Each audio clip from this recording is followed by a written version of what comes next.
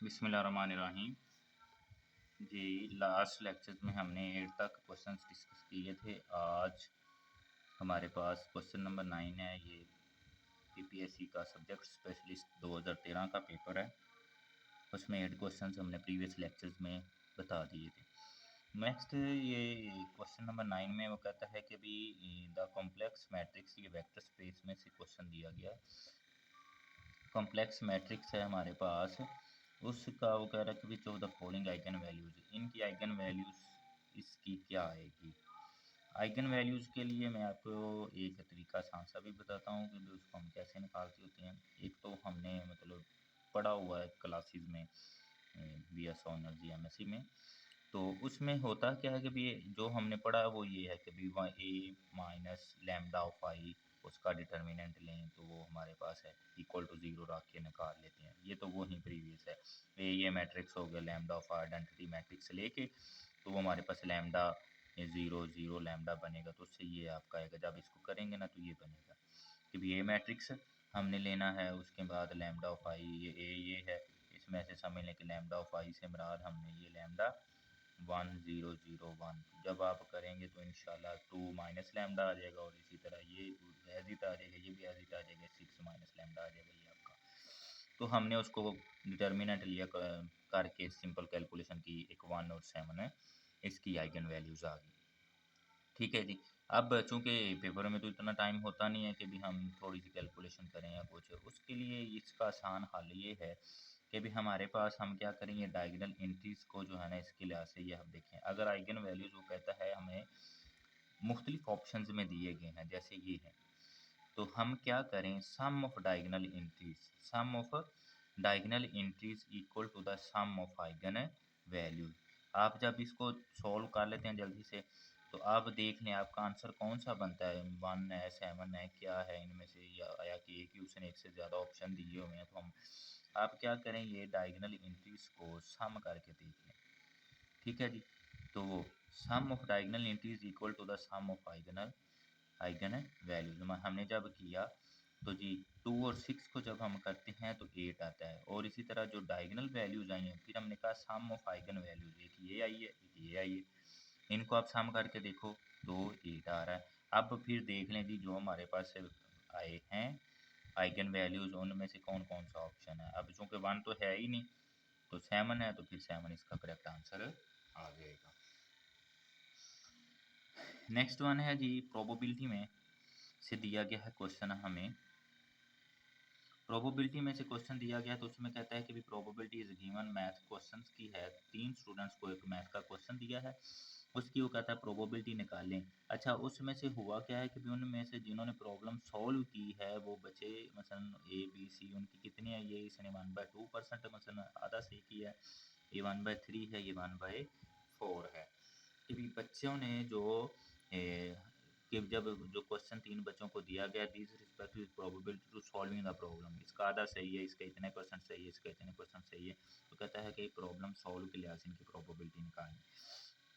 तो जी ये है हमारे पास, ये ऑप्शन इसके दिए गए हैं, हम देखते हैं राइट कैसे ये बनता है। तो पी ऑफ ए, ये प्रोबेबिलिटी होगी, ये दूसरे की होगी, ये तीसरे की होगी, हमने ले ली।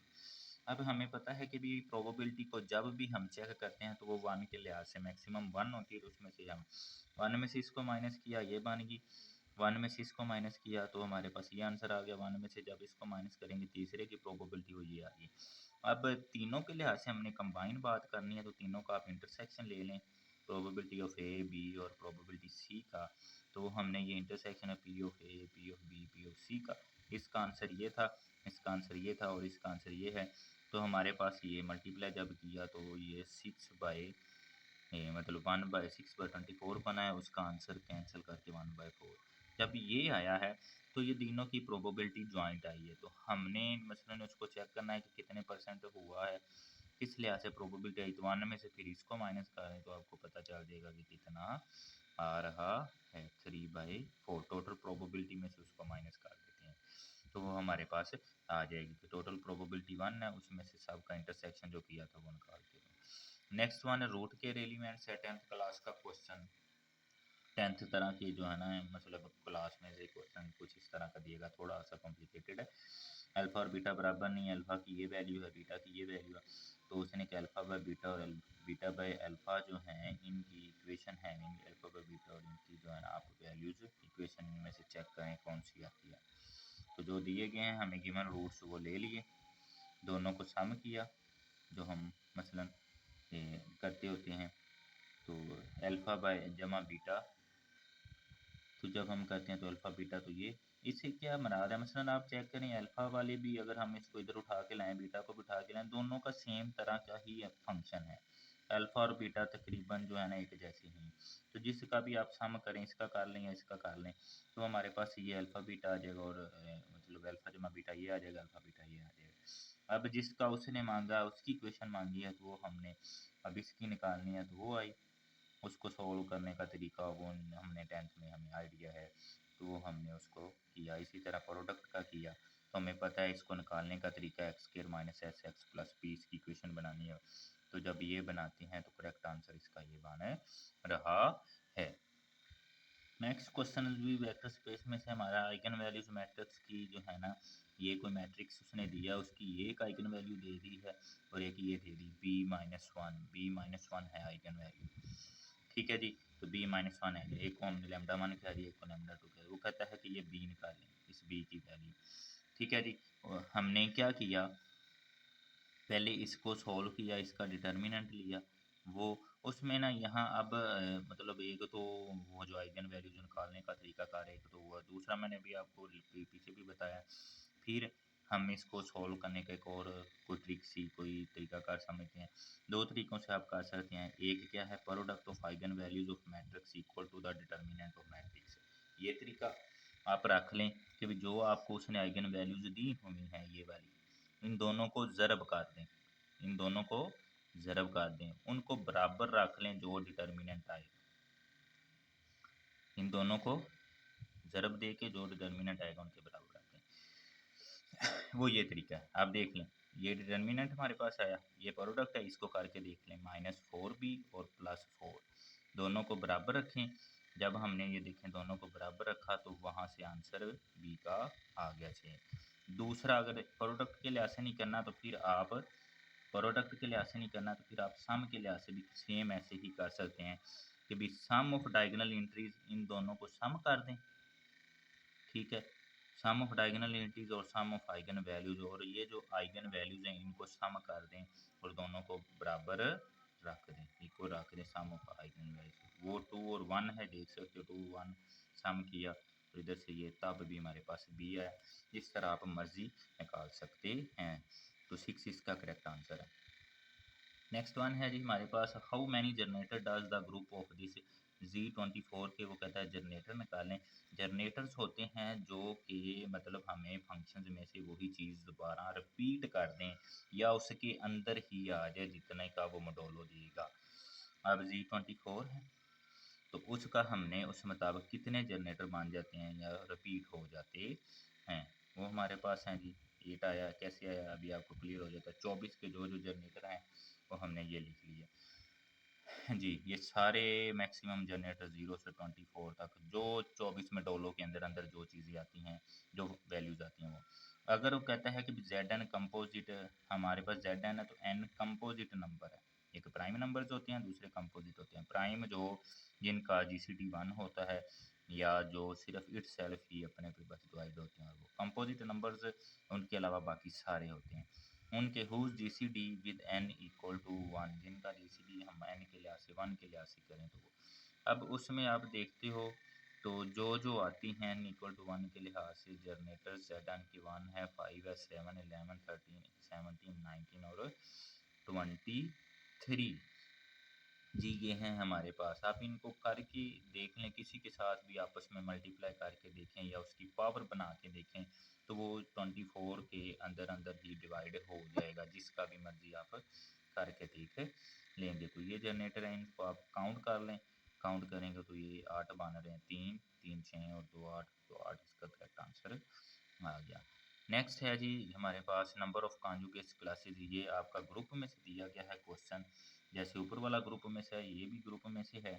Number of conjugacy classes of symmetric group G of degree 3, symmetric group S3 की बात कर रहा है। हमें सिमेट्रिक ग्रुप ऑफ S3 इसकी कितनी कॉन्जुगेसी क्लासेस हैं। तो इसकी 3 कॉन्जुगेसी क्लासेस हैं। ये अभी मैं आपको इसका सोल्यूशन दिखाता हूँ, फिर आपको क्लियर हो जाएगा। हम इंशाल्लाह 2011 का भी पेपर सॉल्व करेंगे जी। तो यही क्वेश्चन 2011 के पेपर में भी आया। Number of conjugacy classes of symmetric group जो है वो डिग्री 3 रहता है, तो कितनी आती हैं, 3 आती हैं। तो उनमें ये इसके ऑप्शंस दिए गए हैं, तो उसको मतलब हमारे पास जब भी देखते हैं तो ये कुछ प्रॉपर्टीज़ के लिहाज से मैंने बताना चाहा है। कैसे है, अगर अबिलियन ग्रुप हो तो उसकी कॉन्जुगेसी क्लासेस जो होती हैं वो जितने नंबर ऑफ एलिमेंट्स होते हैं उतनी ही होती है, क्योंकि आपको पता है सिमेट्रिक ग्रुप एक अबिलियन ग्रुप है जिसकी कॉन्जुगेसी क्लासेस जो होंगी हमारी 3 ही होंगी। उसके बाद है, ये भी आप थ्योरम याद रखें, हर साइक्लिक ग्रुप अबिलियन होता है। हर साइक्लिक ग्रुप अबिलियन होता है। ये सिमेट्रिक है, ये एक साइक्लिक ग्रुप है, तो ये अबिलियन होता है। उसके अलावा एक और बात ये साइक्लिक ग्रुप है, अबिलियन हो। उसके अलावा the group whose order less than equal to 5, 5 से कम हो, बाज 6 भी लिखते हैं, 6 से कम हो, तो बाज उसको राइटर से 6 तक काउंट कर लेते हैं। तो जिसका ऑर्डर 6 से कम होगा वो भी अबिलियन होगा। हर ZN इज अबिलियन होता है, एवरी ZN अबिलियन है। उसके लिए ये पॉजिटिव के लिए होता है n आपका। तो फिर वो सारे सेट ऑफ इंटीजर्स जो हैं वो सारे अबिलियन होते हैं, पॉजिटिव इंटीजर्स। अब जैसे S3 सिमेट्रिक है, तो इसी तरह S2 की बात करें तो वो भी हमारे पास सिमेट्रिक है।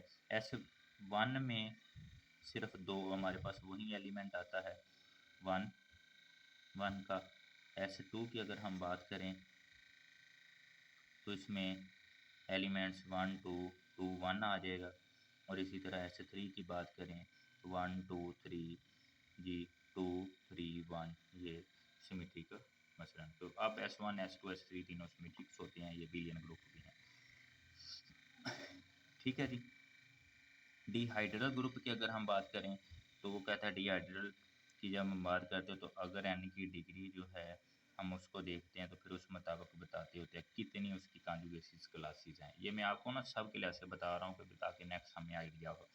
डिहाइड्रल के लिए हम फार्मूला, अगर n की कीमत ओड है, n की कीमत ओड है तो उस दौरान कॉन्जुगेसिस क्लासेस इस तरह निकालते हैं n+3/2, और अगर n की कीमत इवन है तो फिर हम n/6/2 से करते हैं। ठीक है जी। तो ये हमारे पास इसका था। उसके अलावा मैंने बताया कि भी दूसरे तरीक़ों से अगर हम कॉन्जुगेसिस क्लासेस निकालते हैं तो जैसे S4 है, उसकी कॉन्जुगेसी क्लासेस हमारे पास है 1 1 1 2 1 1, इस तरह भी लिख सकते हैं 3 1 या 2 2 की भी, या 4 इटसेल्फ भी होती है हमारे पास जो है। S4 की कॉन्जुगेसिस क्लासेस 1 2 3 4 और 5 आ जाएंगे। S3 की अभी जो हमने बात की थी एक 1 1 1 वाली, जो मैंने ये करके भी दिखा दी, ये वाली, और ये हमारे पास है। दूसरा ये आ गया, तीसरा ये। ठीक है जी। मकसद है कि भी वो वही बनना चाहिए, जैसे ये 4 है तो 4 बने, ये भी है, ये भी है, ये इसी तरह ये 3 है तो ये बनने चाहिए। कॉन्जुगेसिस क्लासेस S4 की 5 हैं। ठीक है जी, 1 2 3 4 5। S3 की हमारे पास 3 आई हैं। क्लाइन 4 जो है हमारे पास, क्लाइन 4 की 4 कॉन्जुगेसिस क्लासेस, और क्वाटर्नियंस की जो है ना वो 5 कॉन्जुगेसिस क्लासेस हैं। क्लाइन 4 में आपको पता होना चाहिए ये एलिमेंट होते हैं +-1 और + जो है i। तो जो Q8 है इसमें आपको पता होना चाहिए कि भी ये +-1 +-i +-j और +-k, ये आपके बनते हैं। तो S3 की जो हमने कहा है 3 कॉन्जुगेसी क्लासेस, और मैंने लिख भी दी हैं, ये होती है, इस पे आती है और इस पे आती है, ये 3 इसकी कॉन्जुगेसी क्लासेस S3 की हैं। तो अब हमें पता होना चाहिए कि S की कॉन्जुगेसी, S3 की कॉन्जुगेसी क्लासेस 3 हैं। ये क्वेश्चन नेक्स्ट जो है ये अरिथमेटिक प्रोग्रेशंस का दिया गया है। अरिथमेटिक प्रोग्रेशंस में उसने ये दिया है, तो सिर्फ कैलकुलेशन है, मैं थोड़ा सा आपको बता देता हूँ, बाकी कैलकुलेशन आप इधर से सारी देख लीजिएगा, हल किया हुआ है। तो उसमें जैसे ये दी गई है, ये ऑप्शंस हैं, तो अब हमें पता है कि लोग जो 10 और 10 पावर में बेस में और वो 1 होता है, तो सेम सेम बेस का अगर हम देखें तो वो 1 आना चाहिए। तो मैंने इस 1 को इस तरह लिख दिया, बाकी ये एज इट लिख दिए, एपी में से हैं। तो आपको पता है अरिथमेटिक प्रोपगेशंस में जो है ना, जब देखते हैं तो इसका इसका डिफरेंस और इसका डिफरेंस दोनों बराबर आते होते हैं। तो आपने डिफरेंस सिर्फ निकालना है, इसको सॉल्व करना है और इसको सॉल्व करना है, तो आपका आंसर आ जाएगा। ये नेक्स्ट मैंने सारा इसको हल किया हुआ है, आप ये सारा सोल्यूशन देख लीजिएगा, बिल्कुल 1 बाय 1 स्टेप से हल हुआ हुआ, तो आपको मिल जाएगा इसका करेक्ट आंसर। सी जो दिया गया है वो करेक्ट आंसर है हमारे पास, ये वाला। ठीक है जी, तो आप इसका सोल्यूशन देख लीजिएगा। नेक्स्ट है जी हमारे पास क्वेश्चन नंबर 16। क्वेश्चन नंबर 16 में वो कहता है कि B what is are the zero divisors of the ring of integer. ये रिंग में से क्वेश्चन दिया गया, मोडोलो 6 मोड 6 में से है। ये भी क्वेश्चन रिपीट हुआ बार बार पेपर में, तो ये याद रखिएगा, इंपॉर्टेंट क्वेश्चन है।